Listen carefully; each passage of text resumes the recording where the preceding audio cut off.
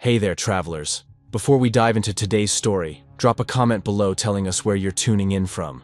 Now let's begin our journey into the unknown. The call came at 3 in the morning, which meant someone was already dead.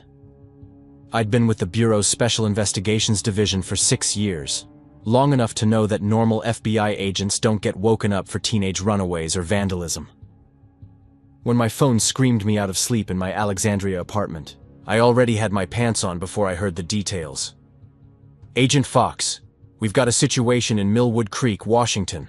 My section chief's voice crackled through the speaker. "Local sheriff found a body, 17-year-old male, symbols carved into the surrounding trees. Blood pattern suggests ritual killing." I grabbed my go bag from the closet, the same one I'd packed and repacked 100 times. Satanic panic or the real thing? Sheriff says half the town's acting strange. People disappearing into the woods at night. He specifically requested federal supernatural assistance. A pause. "Seth." He sounded terrified. That made me stop. Local law enforcement usually fought us tooth and nail, protecting their jurisdiction until things got so bad they had no choice. If a small-town sheriff was begging for help from a division that officially didn't exist, something had already gone very wrong. "I'm sending Agent Skinner with you," the chief continued. "She's good with research, pattern recognition. You'll need someone who can think while you're doing your cowboy routine." I'd worked with Anna Skinner twice before, sharp as broken glass and half as warm, but she'd saved my life in Duluth when a Wendigo came through a hotel wall. I could work with that. "Wheels up in 2 hours, I said, already heading for the door. The flight to Seattle took 5 hours, then another 2 in a rental SUV heading north into timber country. Anna spent most of the drive reading case files on her tablet, occasionally muttering about inconsistencies in the sheriff's report. I watched the landscape change outside my window. Dense evergreen forests pressing close to the highway, mountains lurking behind a gray ceiling of clouds. Millwood Creek appeared around a bend in the road like a wound in the landscape. Population signs said 2,300, but that felt generous. The main street stretched for maybe 6 blocks, lined with the usual small-town suspects: a diner, a hardware store, a post office that doubled as the only government building. But something was off about the whole picture. "You seeing this?" Anna asked, leaning forward in the passenger seat. "Yeah." I slowed the SUV to a crawl, taking it in. Half the buildings were boarded up, windows empty and dark. That tracked with what we'd read about the lumber mill closing 18 months ago. The economic heart ripped out of the community. But scattered between the decay were houses that looked freshly painted, lawns manicured to suburban perfection. A brand new Lexus sat in the driveway of a modest ranch home, chrome gleaming. "Milltown goes bust, but some people are doing just fine," Anna said quietly. "That's interesting. More than interesting. It was wrong. Economic collapse doesn't work like that. Doesn't pick and choose who suffers and who prospers." We passed a woman loading groceries into a Mercedes SUV, her clothes expensive, her smile empty. She watched our vehicle with the fixed attention of a hunting animal. The sheriff's station sat at the end of Main Street, a low brick building that looked like it had been there since the 60s. Sheriff Tom Bradshaw met us at the door before we even parked. A man in his 50s with gray threading through his dark hair and bruises under his eyes that spoke of weeks without real sleep. "You're the federal agents?" His voice carried the rough edge of exhaustion. Thank God you came." We showed our credentials, the ones that listed us as FBI behavioral analysis. Nothing about what we really did. Bradshaw barely glanced at them before ushering us inside, checking the street before closing the door. The station was quiet. Too quiet. No deputies, no dispatch chatter, no phones ringing. "Where's your staff?" I asked. Bradshaw's jaw worked silently for a moment. "Gone. Same place everyone else went." He moved to a filing cabinet, pulled out a folder with shaking hands. "The Hartley boy, Michael. Found him 3 days ago in the woods off Route 9. Medical examiner took one look and refused to file a report." He spread crime scene photos across his desk, and I felt my stomach tighten. The kid had been laid out on bare ground, arms spread, throat cut with precision. But it was the trees that made my skin crawl. Every trunk within 20 feet was carved with symbols that hurt to look at directly. geometric patterns that seemed to shift when I blinked. "These marks," Anna said, pulling out her phone to photograph them. "They're not any traditional satanic iconography. They're older, much older. There's more." Bradshaw pulled out another file. 6 months ago, things started changing. People who were losing their homes suddenly had money. Sick folks got healthy overnight. Mary Huffman was dying of cancer, stage 4 pancreatic. 3 weeks after she started going to their meetings, she's in remission. Doctor can't explain it. Their meetings? I looked up from the photos. "Who's they, Sheriff?" He met my eyes, and I saw something terrible there. Grief mixed with shame. The ones who said yes. The story came out slowly, painfully, like pulling shrapnel from a wound. 6 months ago, right after the mill closed and the bank started foreclosure proceedings on half the town, something changed. People started meeting in the woods, coming back different. Within weeks, the pattern was clear. Those who went to the meetings got what they needed. Medical miracles, financial windfalls, lost loves returning. At first, everyone thought it was just a support group, Bradshaw explained, pacing the small office. Community coming together during hard times. But then I noticed the marks. He rolled up his left sleeve, revealing angry scar tissue on his forearm, the deliberate pattern of someone who'd cut something off their own skin. "They asked me to join," he continued, voice hollow. "Told me I could have everything I needed. My daughter's medical school debt erased. My wife's MS cured. All I had to do was accept their gift." He touched the scars. "I almost did. God help me, I wanted to. But I saw their eyes afterward. Empty. Like something else was looking through them. So I said no." "And the Hartley boy?" Anna asked. "He refused too. Smart kid, saw through it. Started telling people it was a cult, that they were being controlled." Bradshaw's voice cracked. 3 days later, we found him in the woods. I studied the crime scene photos again, letting the details tell their story. The blood pattern was wrong. Too much drained, not enough on the ground. The positioning was ceremonial, the cuts too precise for frenzied violence. This wasn't a sacrifice, this was a punishment. "How many?" I asked. "How many people joined them?" Bradshaw stared at his desk. "Half the town, maybe more. They hold meetings every new moon in the woods north of here. Mayor Hutchins leads them. Reverend Marsh from the Presbyterian Church, Dr. Caldwell. People you'd never suspect."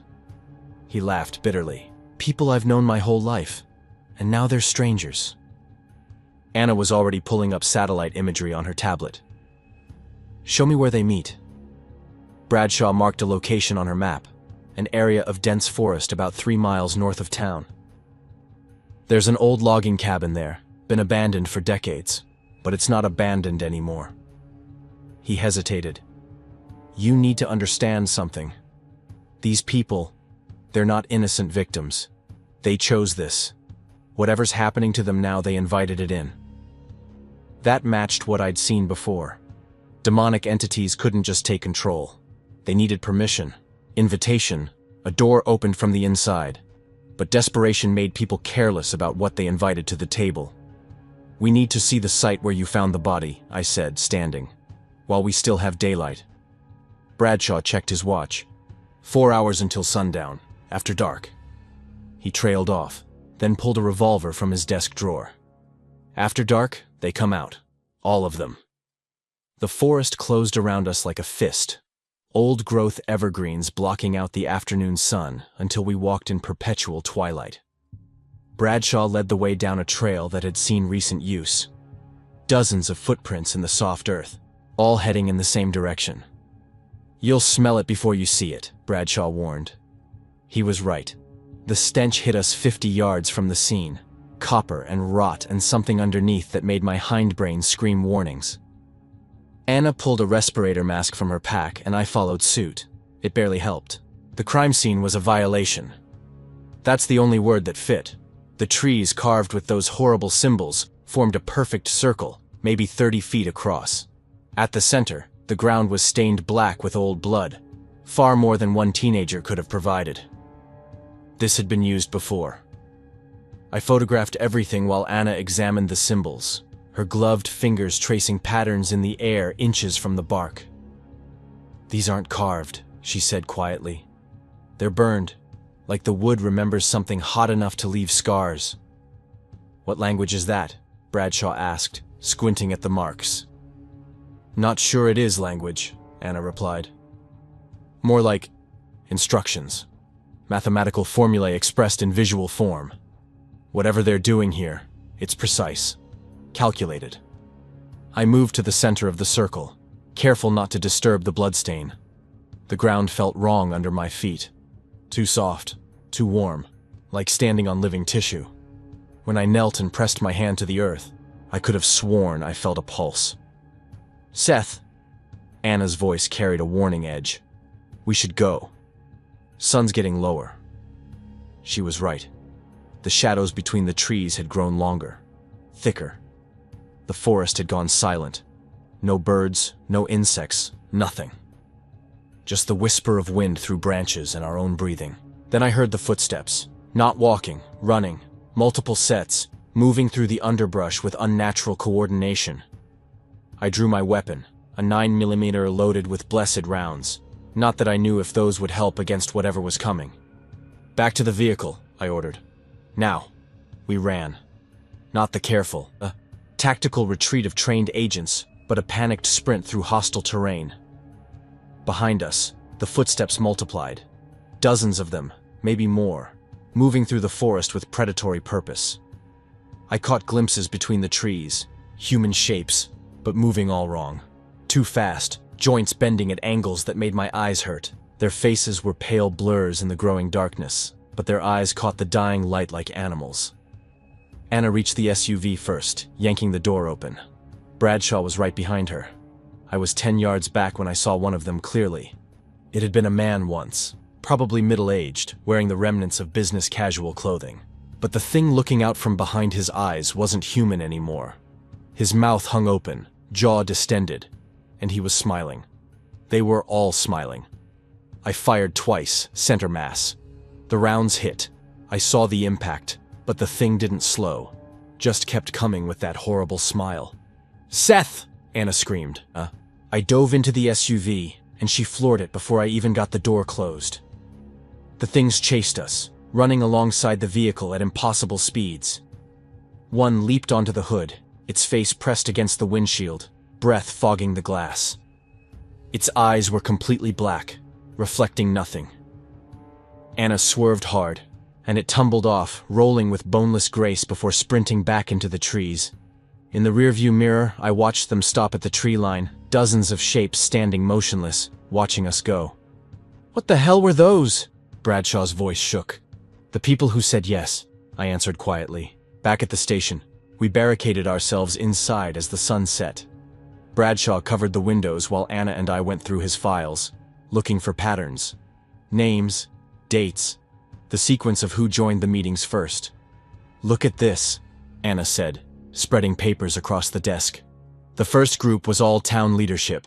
Mayor, police chief, doctor, banker, reverend. They went in 6 months ago, came back changed, then started recruiting. "Pyramid scheme from hell," I muttered, studying the timeline. They get their needs met, then bring in others. Each new member strengthens whatever they're worshipping. "Not worshipping," Anna corrected. "Working for." There's a difference. Worship implies choice. These people are slaves. Bradshaw slumped in his chair, staring at nothing. I knew them all. Went to school with Mayor Hutchins. My wife played bridge with Dr. Caldwell's wife every Thursday. He looked up, eyes red. They chose this. They looked at what it would cost and decided it was worth it. I wanted to argue, to say they'd been tricked or manipulated. But I'd been doing this job long enough to know better. Demonic entities were honest in their own way. They told you exactly what the deal was, exactly what you'd become. People just convinced themselves it wouldn't be that bad, that they'd be the exception. Outside, the sky had gone fully dark. I heard movement on the street. Footsteps, many of them, moving with synchronized precision. Anna killed the lights, and we watched through gaps in the covered windows. They were gathering, hundreds of people filling the street, standing in perfect rows like soldiers at attention. Men, women, teenagers. The mayor stood at the front, still wearing his rumpled suit. Next to him, a woman in a nurse's uniform. Behind them, faces I recognized from the photos on Bradshaw's desk, the town's pillars, its heartbeat, all standing silent under the streetlights with those empty black eyes. Then they began to chant. Not English, not anything human. The sound crawled up my spine and nested in my skull, making my teeth ache. The windows started to vibrate, fine cracks appearing in the glass. "They're going to bring the building down," Anna said, backing away from the window. "We need another way out." "Basement," Bradshaw gasped. "Old mining tunnel connects to the system north of town.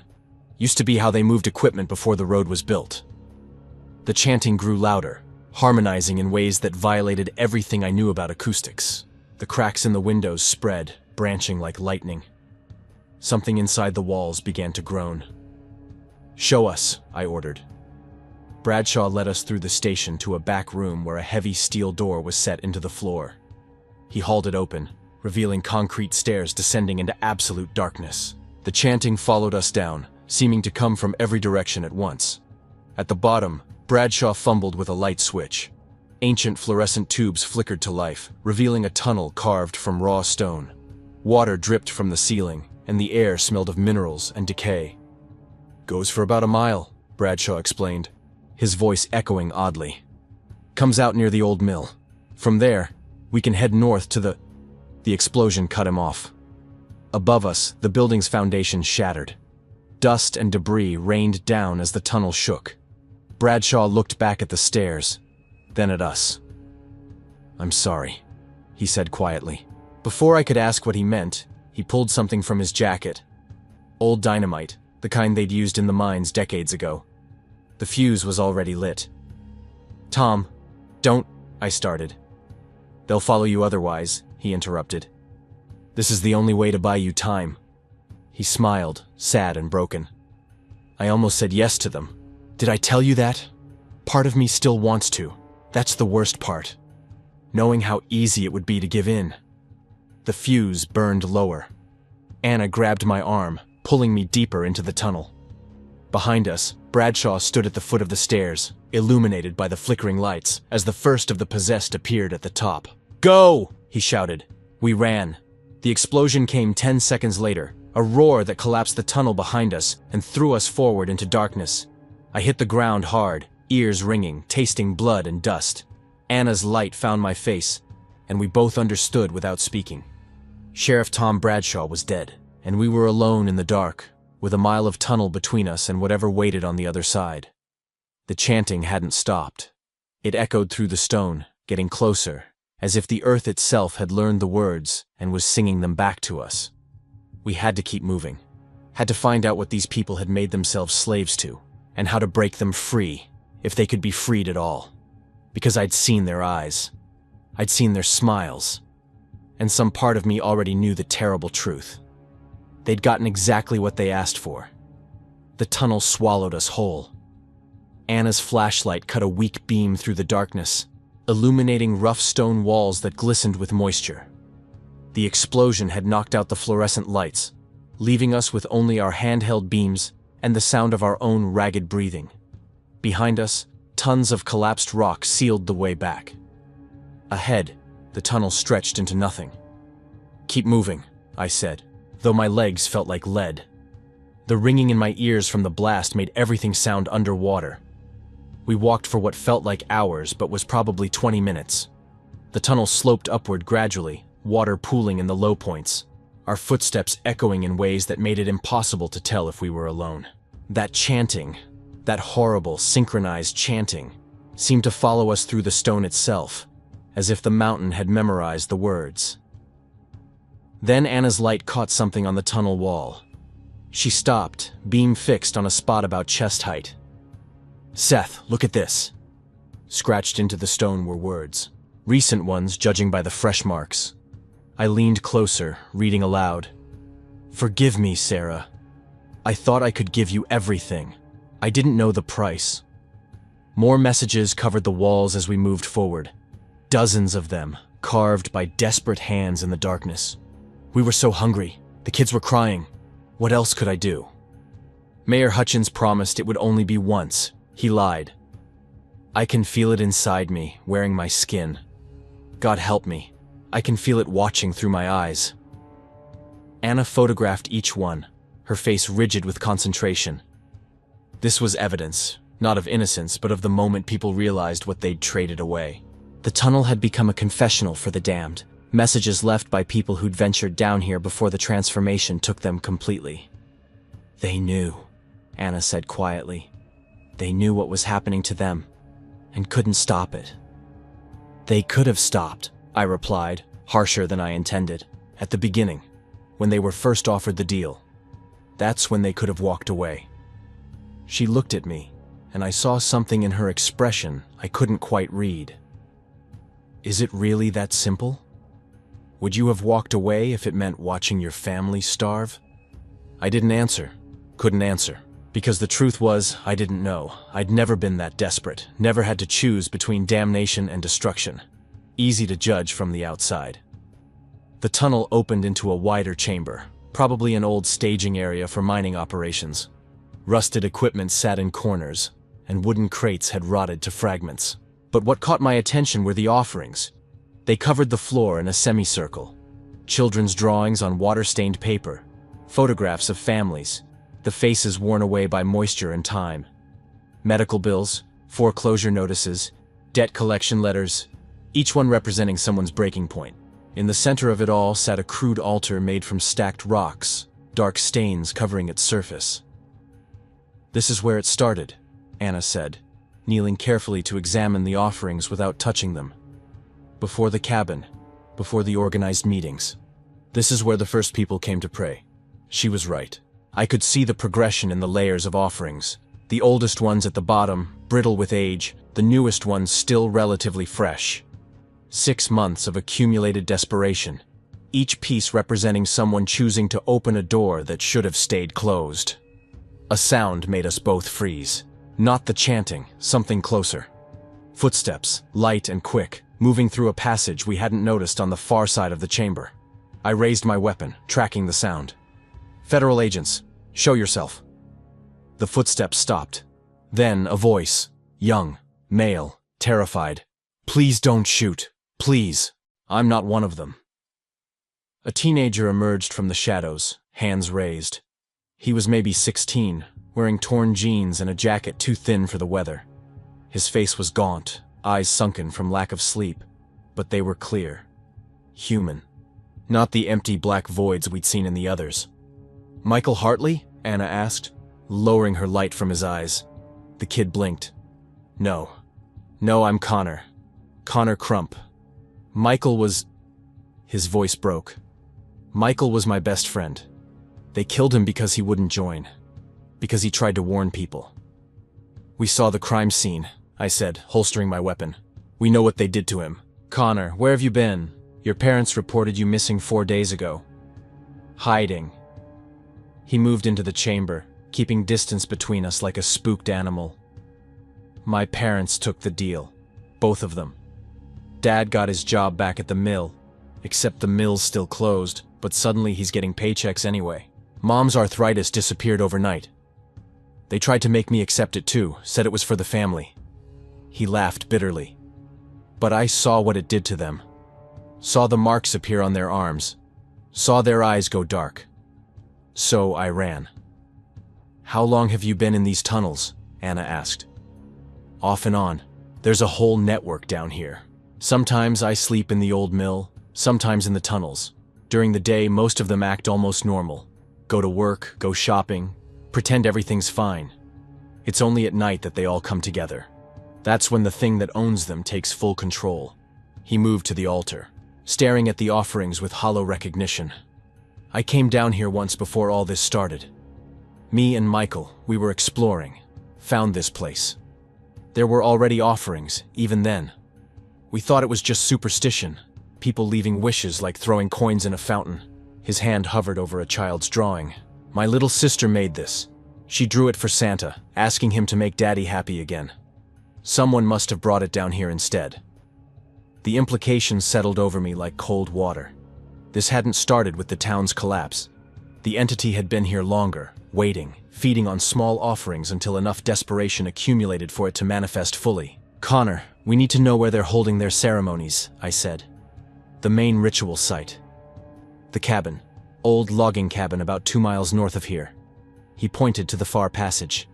"This tunnel comes out near the mill. From there, you can cut through the forest. But you can't go there, not at night. That's when they're strongest, when they all gather. There must be," he struggled with the number, "hundreds of them now, maybe more than half the town." "We don't have a choice," Anna said. "Whatever's controlling them, the source has to be at that cabin. It's the only way to stop this." Connor looked at her like she was insane. "You can't stop it. It's too strong." Michael tried to tell people, tried to get outside help, and look what happened to him. They bled him out like an animal and smiled while they did it. "Did you see the ritual?" I asked. "The one that killed Michael?" He shook his head violently. "I was supposed to be there. They wanted all the teenagers to watch, to see what happens when you refuse. But I ran instead, hid in the mill and listened to him scream." Tears tracked through the grime on his face. He screamed for a long time. Anna and I exchanged glances. We both knew we were running out of time. Every hour we delayed, more people could be pulled into this. And if the entity was strong enough to control half a town, it was strong enough to spread beyond it. "The tunnel to the mill," I said. "Show us." Connor hesitated, then nodded. "Follow me. Stay quiet. Sometimes they patrol the tunnels at night, checking for," he stopped, "checking for people like me." We followed him through passages that seemed to twist back on themselves, marked only by old mining cart tracks and the occasional rotted timber support. Connor moved with the confidence of someone who'd mapped every inch of this darkness, never hesitating at intersections. Then we heard it. The chanting, but closer now. Much closer. Coming from ahead. Connor went rigid. "That's not right. They never come this deep." The sound grew louder, and I realized it wasn't coming from ahead. It was coming from everywhere. The tunnel walls themselves seemed to vibrate with it, harmonizing with frequencies that made my bones ache. "Run," Connor whispered. Then louder. "Run!" We sprinted through the darkness, flashlight beams bouncing crazily off walls. Behind us, the chanting resolved into footsteps, dozens of them, moving through the tunnels with impossible coordination. They didn't need light. They knew these passages as well as Connor did, maybe better. I risked a glance back and wished I hadn't. They poured through the tunnel like floodwater, their pale faces reflecting our lights, mouths open in that synchronized chant. At the front was a woman in a nurse's uniform, moving with inhuman speed, her eyes black holes in her skull. "There!" Connor pointed ahead. "The mill exit!" A rusted ladder appeared in Anna's beam, leading up to a metal hatch. Connor went first, straining against the mechanism. It shrieked open, and moonlight spilled down. We scrambled up and out, emerging into the skeletal remains of the old lumber mill. The building was a cathedral of decay, massive open spaces where machinery had once lived, moonlight streaming through holes in the roof. Connor led us through without pause, heading for a loading dock that opened onto the forest beyond. We'd almost made it when Anna grabbed my arm. "Seth, look." Through the gaps in the walls, I could see them. Not just the ones from the tunnel, all of them. The entire enslaved population of Millwood Creek, standing in perfect rows in the clearing beyond the mill. Hundreds of people, silent now, their heads turned toward us with mechanical precision. "They were hurting us," Anna breathed. "The ones in the tunnel were driving us here." Connor had gone pale. The cabin. They're between us and the cabin. Then, as one, the crowd parted. A corridor opened through their ranks, leading north into the forest. An invitation. Or a challenge. The mayor stood at the head of the path, his face slack but his eyes focused entirely on us. When he spoke, it wasn't his voice. It came from every throat at once, hundreds of voices speaking in a perfect unison. "You wish to see the source. Come. We will show you what they chose, what they begged for, what they became." Anna's hand moved to her weapon, but I stopped her. "Don't. We need to see it. Need to understand what we're fighting." "This is a trap," she hissed. "Everything's a trap." I started walking toward the corridor of enslaved townspeople. But it's also an answer. Connor grabbed my arm. "You're crazy. They'll take you. They'll make you like them." "Maybe," I said. "Or maybe whatever's controlling them is arrogant enough to think it can't be stopped. Either way, we're out of options." I pulled free and walked into the corridor. Anna cursed under her breath, then followed. Connor hesitated for a long moment before coming to, unable to face the darkness of the mill alone. The enslaved parted before us and closed behind, creating a moving tunnel of human bodies. Their faces remained blank, but I could feel their attention like pressure against my skin. We walked for 20 minutes through the forest, guided by moonlight and the pale forms surrounding us. Then we saw it. The cabin. It sat in a clearing that felt wrong, too circular, too perfect. As if the forest itself had pulled back in revulsion. The structure was old, maybe a century, but it had been maintained. Candles burned in the windows, and smoke rose from a chimney that shouldn't have been working. The enslaved stopped at the clearing's edge, forming a perimeter. Only the mayor continued, walking us to the cabin door. "Inside," the unified voices commanded. "See what we have built, see what was promised and what was given." The door swung open without being touched. I went first, Anna right behind me, Connor bringing up the rear. The cabin's interior was a single large room, furnished with rough-hewn furniture and lit by dozens of candles. It looked almost normal, until you noticed the walls. Every inch was covered in writing. The same symbols from the ritual site in the woods, but these were painted in something dark and flaking. Blood, I realized. Years of it, years, layered over itself. And beneath the symbols, names, hundreds of names written in different hands. "The ledger," Connor whispered. "Everyone who accepted the deal. Everyone who said yes." But it was the basement that drew my attention. A trapdoor in the floor, standing open, stone steps leading down into darkness that the candlelight couldn't penetrate. "Down there," Anna said, not a question. We descended. The temperature dropped with each step, and the smell hit us. Incense and decay and something else. Something that made my hindbrain scream. The basement was larger than the cabin above it, carved out of the earth itself, and at its center sat the statue. It was maybe 4 feet tall, carved from obsidian so black it seemed to absorb the candlelight.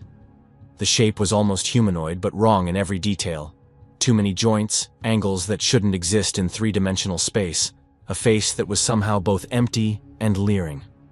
Looking at it directly made my eyes water and my head pound. Heat radiated from the thing, not the warmth of fire, but something deeper, more fundamental.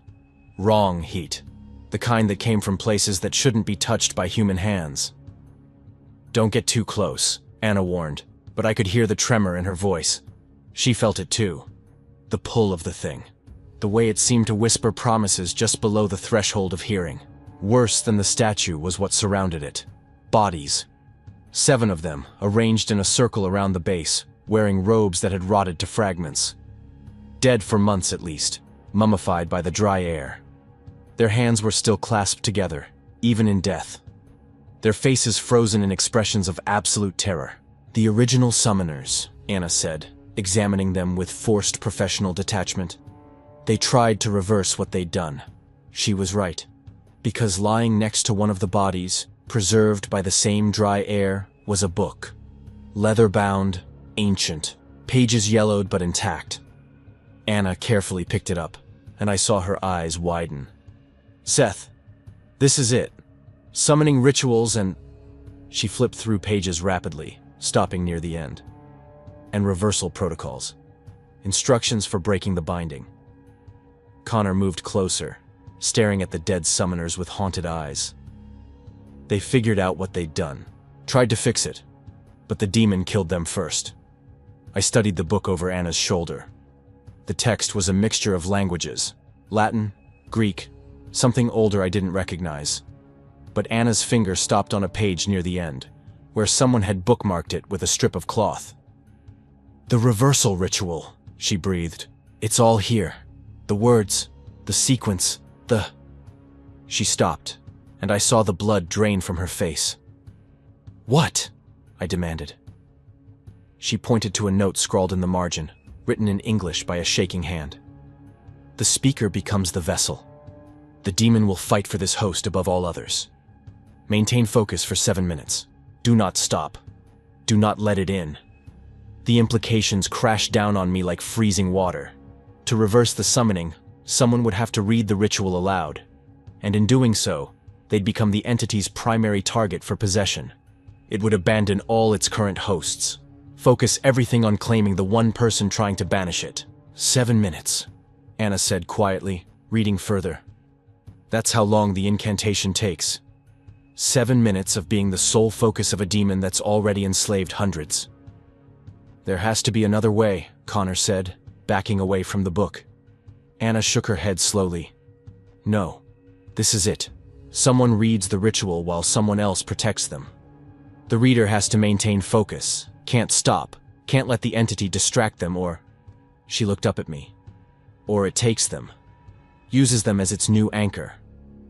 Above us, we heard movement. Not footsteps, a rustling sound like fabric dragging across wood. Then more. Dozens of soft sounds converging on the cabin from all directions. I moved to the basement stairs, looking up. Through the open trapdoor, I could see shadows moving across the ceiling. The enslaved were entering the cabin, silent as ghosts, filling the space above us. They know what we found, Anna said, pulling out her phone and rapidly photographing every page of the reversal ritual. We're out of time. Connor's breathing had gone rapid and shallow. We're surrounded. There's hundreds of them up there, and only 3 of us. Even if we could do the ritual, they'll kill us before we finish. I looked at the statue, pulsing with that terrible heat, then at the book in Anna's hands. We'd come here for answers, and we'd found them. But the answer was a death sentence. 7 minutes of inviting a demon to possess you while its enslaved army tore you apart. The rustling sounds grew louder. They were coming down the stairs now, moving slowly, deliberately, taking their time. They knew we had nowhere to go. Seth, Anna said, meeting my eyes. Her hand rested on her weapon, and I saw the calculation happening behind her gaze. Someone has to read it, and someone has to keep them back long enough for the reader to finish. I understood what she wasn't saying. 7 minutes was an eternity in combat. Against hundreds of possessed townspeople in a confined space, it was impossible. Whoever read the ritual would be completely vulnerable, unable to defend themselves while fighting off demonic possession. And whoever protected them would be overwhelmed in minutes, maybe seconds. This wasn't a plan. It was a suicide mission with extra steps. The first enslaved person appeared at the bottom of the stairs. The mayor, his expensive suit torn and stained, his black eyes fixed on us with predatory focus. Behind him, more shapes descended, filling the basement entrance, blocking our only way out. We can barricade the stairs, I said, already moving. Use the bodies, the furniture, whatever we can find. Buy time. How much time? Connor asked, voice breaking. They'll get through eventually. Then eventually better be more than 7 minutes, I replied. The mayor smiled, and when he spoke, that unified voice came from every throat in the cabin above us. You cannot stop what has already been chosen. They opened the door willingly. They are ours. And soon, you will be too. Anna finished photographing the ritual and closed the book carefully. She looked at me, and I saw fear there. Real, honest fear, mixed with determination. If we're doing this, we do it now. Before more of them arrive. Before we lose our nerve. I wanted to argue. Wanted to find another way. A better plan. Anything but what we both knew had to happen. But there was no time. No other options. Just a book full of alien words and a demon that wanted to wear my skin. Barricade the stairs, I ordered. Everything we can move. Make them fight for every inch. We dragged the mummified corpses to the stairway. Tried not to think about the fact that these had been people once. Desperate people who'd tried to fix their mistake. We piled them against the entrance along with broken furniture from the corners, creating a barrier that wouldn't hold long but might hold long enough. The enslaved watched us work, making no move to stop us. They just stood there, smiling, waiting. As if they knew it didn't matter. As if they'd already won. Connor was shaking so badly he could barely help. This is insane. We're going to die down here. Maybe, I said, wedging a timber support against the barricade. But if we don't try, everyone in this town stays enslaved. And it spreads to the next town. And the next. Until there's nothing left but empty eyes and forced smiles. Anna opened the book again, turning to the marked page. Her hands were steady, but I could see the tension in her shoulders, the way she kept glancing at the statue as if expecting it to move. Seth, she said quietly, you need to decide who reads and who protects. Because once we start, we can't stop, no matter what happens. I looked at her, then at Connor, then at the book. Thought about Bradshaw's sacrifice, about Michael Hartley screaming in the woods, about all the people who'd said yes because they saw no other choice. I'll read it, I said. Seth, Anna started. I'll read it, I repeated, taking the book from her hands. You're a better shot than me. Faster reflexes. You keep them off me while I couldn't finish the sentence. While I invite a demon into my head and pray I can hold it off for 7 minutes. Anna nodded slowly. She checked her weapon, checked her spare magazines, then positioned herself between me and the barricade. Connor stood beside her, looking pale but determined, holding a piece of timber like a club. When you're ready, Anna said. I knelt before the statue, the book open in my hands, and looked at the words that would either save us or damn us. The text seemed to writhe on the page, letters rearranging themselves, waiting. Above us, the enslaved began to chant again. Not the summoning chant, something different, darker. The sound made my teeth ache and my vision blur. They're trying to distract you before you even start, Anna said. Block it out. Focus on the words. I took a breath. Thought about everything that led here. Every choice, every sacrifice, every moment of desperation that had opened the door for this thing to enter. Thought about the people who'd said yes and the people who'd said no, and the thin line between salvation and damnation. The barricade shuddered. Something hit it from the other side, hard, then again. The enslaved were testing it, probing for weakness. Seth, Anna's voice was tight. Whatever you're going to do it now. I looked down at the first line of the reversal ritual. The words hurt to see, made my tongue feel thick just thinking about forming them. 7 minutes. 7 minutes to speak words I didn't understand while a demon tried to crawl inside my skull. The barricade exploded inward. Bodies poured through the gap, dozens of them, their hands reaching, their mouths open in that unified scream. Anna opened fire, the muzzle flash strobing the basement in bursts of light and shadow. Connor swung his timber, connecting with a sickening crunch, and I began to read. The first word tasted like ash and copper. The demon's attention turned toward me like a spotlight made of ice and hunger. And somewhere in the darkness behind my eyes, something began to smile. The second word burned my throat. I forced it out, feeling the syllables twist my tongue into shapes it wasn't meant to make. Around me, the basement had become hell, gunfire, screaming, bodies colliding. But I couldn't look up. The book demanded everything. Seth, left side. Anna's voice cut through the chaos. A gunshot rang out. Anna stood over me, weapon smoking. Keep reading, she commanded. Fourth word. Fifth. The demon's presence grew with each syllable. I could feel its hunger. It wanted the person who dared to unmake what had been made. Connor screamed. Anna fired twice, then used her weapon as a club. But there were too many. Sixth word. Seventh. My vision blurred. The demon showed me flashes. My brother, alive. My ex-wife, apologizing. My mother in her kitchen. All lies. Eighth word, ninth. 1 minute gone. The enslaved were trying to capture me, not kill me. They needed the vessel intact. Anna aimed for joints, limbs, buying time. 10th word, 11th.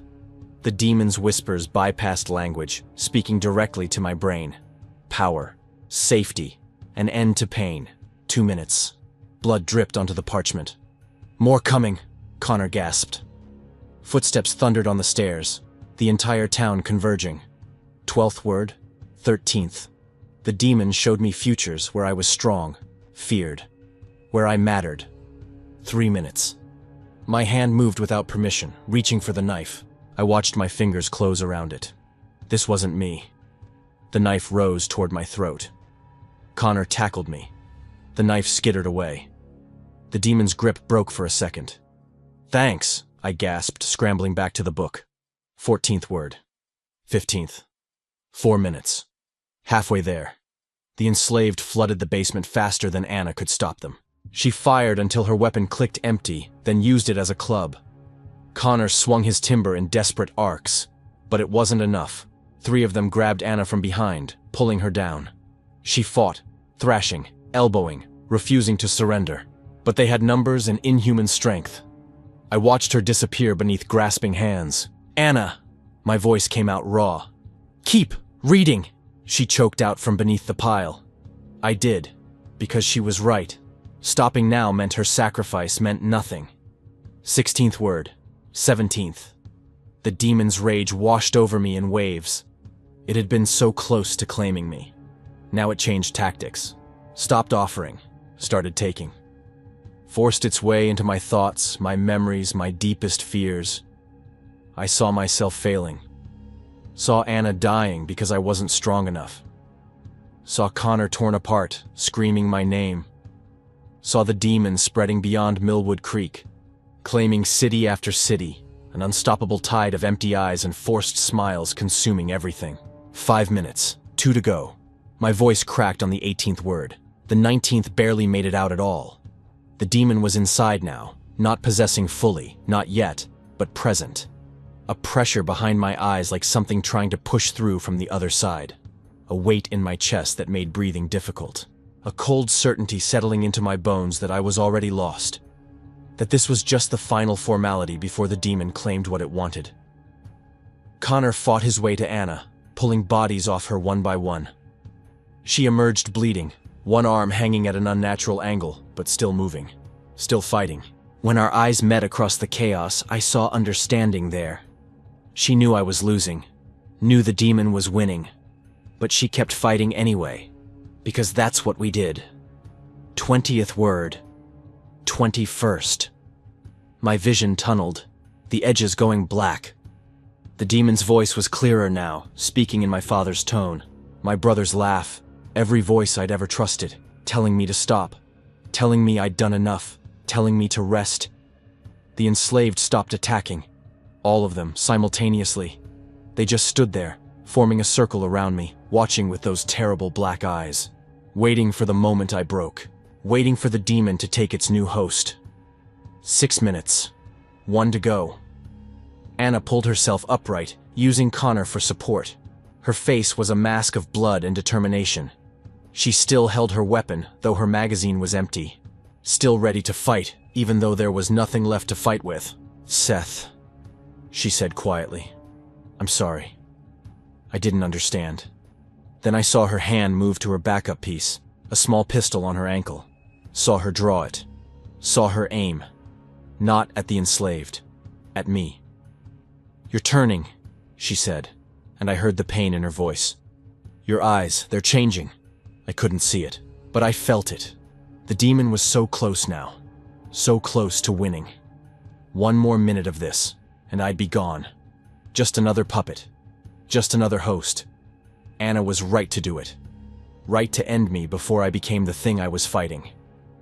"Do it," I managed to say. "If I turn, don't hesitate." She nodded, tears cutting tracks through the blood on her face. "I won't."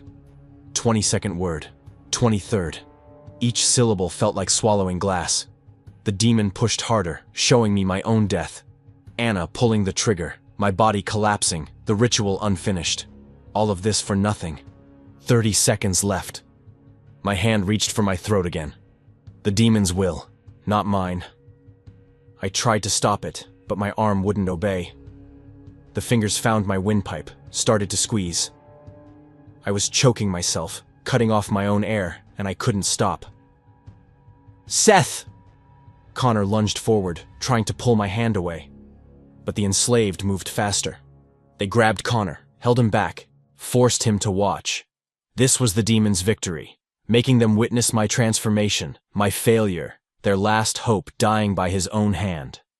20 seconds. I couldn't breathe, couldn't speak, couldn't finish the ritual. The demon's laughter echoed in my skull, victorious, certain. It had won. After all this, it had won. Then Anna made her choice. She turned her weapon away from me, aimed instead at the statue behind me. "Forgive me," she whispered, and fired. The obsidian shattered. The sound was catastrophic, not just breaking stone, but reality itself cracking. The demon's scream tore through the basement, through the earth, through dimensions I couldn't name. It was the sound of something ancient being forcibly expelled from a place it had claimed as its own. Every enslaved person collapsed simultaneously, their strings cut, puppets with no master. But more than that, the statue had been the anchor, the focus point that allowed the demon to maintain its grip on this world. Without it, the entity had nowhere to channel its power. And I'd spoken 23 of the 26 words. The ritual was incomplete, but active. The binding was breaking, but not broken. Reality hung in that terrible space between. The demon manifested. Black smoke erupted from the shattered fragments, coalescing into something massive that defied comprehension. It filled the basement, pressed against the ceiling like it was testing the boundaries of physical space itself. The shape it took was almost humanoid, but wrong in every detail. Too many limbs that bent in directions geometry shouldn't allow, joints that seemed to exist in more than 3 dimensions, a face that was somehow both completely empty and filled with ancient, incomprehensible fury. Looking directly at it made my eyes water and my brain rebel. My mind tried to interpret what it was seeing and failed, substituting shadows and suggestions for the true horror of what stood before us. It lunged for me, one last desperate attempt to claim a host, any host, before the incomplete ritual forced it out of this realm entirely. I felt it touch my chest, felt those frozen fingers searching for a way in, searching for the door I'd opened by reading the words. But I hadn't opened the door, hadn't said yes, hadn't accepted. The demon pushed harder, trying to force its way in without permission. For a moment, I felt it start to work, felt my consciousness being pushed aside, felt something else sliding into the spaces where I lived, felt myself disappearing. Then Anna fired again. Not at the statue this time. There was nothing left to destroy. She fired at the largest remaining fragment, the piece that still glowed with that terrible heat. The obsidian exploded into dust, and the last anchor point shattered. The demon shrieked, not with sound but with absence, a hole torn in reality. It writhed, reaching for me one last time.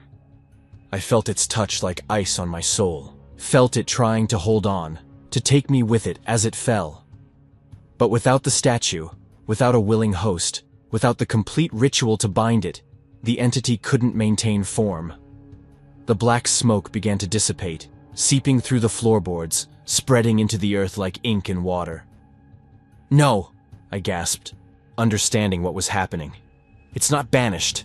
It's just loose," Anna finished. "I know." The demon's presence faded but didn't disappear. I could still feel it, somewhere, weakened and formless but alive, hunting for another way in, another desperate town, another group of people willing to open doors that should stay closed. We hadn't won. We'd just survived. The silence that followed was absolute. Then, above us, crying. Human crying. The sound of people waking from a nightmare they couldn't escape. We climbed the stairs slowly, weapons ready despite our exhaustion. The cabin was filled with people, hundreds, all waking at once. Some were screaming, the sound raw and primal. Others were sobbing, curled into themselves. Some just sat there, staring at their hands like they belonged to strangers, trying to reconcile memory with reality. They remembered everything. Every moment of being enslaved. Every person they'd hurt. Every choice that led them here. The demon might be gone, but its legacy remained carved into their minds. Connor pushed past us, scanning faces desperately, hope and terror warring in his expression. "Mom? Dad?" A woman looked up, middle-aged, her face haggard and streaked with tears, eyes red from crying and something deeper, something broken. When she saw Connor, something shattered behind her eyes. "Connor?" Her voice broke on his name. "Oh God, Connor, I'm so sorry, I'm so sorry. We thought we were saving you. Thought we were saving the family." She couldn't finish. Connor ran to her and they collapsed together, both sobbing.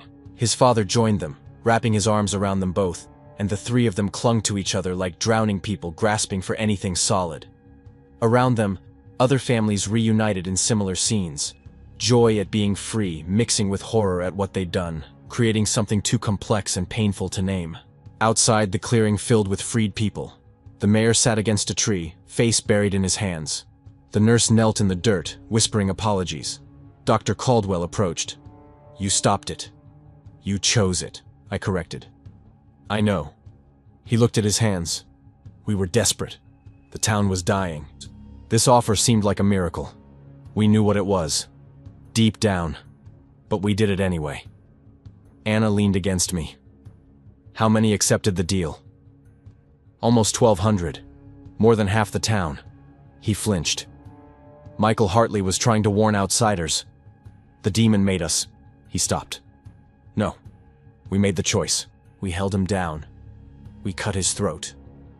Connor's mother approached, hollow-eyed. "What happens now?" "Federal teams are coming," Anna said. "Psychological evaluation, legal proceedings. What you chose has consequences." "We know," Caldwell said. "We remember everything. Living with that will be harder than any punishment." The sun was rising, painting the forest gold and red. In the light, I saw the full scope, a community torn apart by desperation. Some hugged their families, others sat alone, unable to face what they'd become. Connor stood with his parents and little sister, all crying. We'd saved them. But I wasn't sure we'd saved anything worth saving. Anna's phone buzzed. Federal response team, 30 minutes out. Millwood Creek would become a case study, a cautionary tale. Connor approached. "Thank you for trying. Michael should have been here to see this." "He saved you," Anna said. "His death warned you. That matters." We walked through the forest as helicopters circled overhead. The world was paying attention now. "It's still out there," Anna said. "The demon, weakened but alive." "I know." I touched my chest where it had tried to enter. "We didn't banish it, just interrupted it." "When you shot the statue instead of me," I said, "you knew it might not work." "I knew, but killing you would definitely fail. This way, there was a chance." She smiled tiredly. "You'd have done the same." She was right. We drove as the sun climbed higher. In the rearview mirror, Millwood Creek shrank, a community learning to live with its choices. My phone rang. "Section Chief." "Status?" "Entity contained but not destroyed. 1,200 civilians enslaved through voluntary pacts, all freed. 1 casualty, Sheriff Bradshaw. Recommend full federal intervention." "And the entity?" "Still out there. Weakened. No anchor, but alive. Hunting." "Understood. Return for debriefing. Good work. Good work. We'd survived. Bought time. But the demon was still hunting." Anna fell asleep as miles rolled past. I drove south, leaving the forest behind. But the memories followed. Empty black eyes, unified chanting, the demon's frozen touch. It was still out there, waiting for the next door to open. This was what we did. Fighting battles we could never fully win, saving people who'd made their choices, living between victory and defeat. I glanced at Anna, dreaming of black smoke, thought about Bradshaw's sacrifice, Connor's grief, 1,200 people remembering what they'd done. And I kept driving, because the job wasn't done. Somewhere another call was coming, another desperate town, another entity waiting, and we'd answer, because someone had to. The sun climbed, the road led on. Behind us, Millwood Creek learned to live with its scars. That was all anyone could do.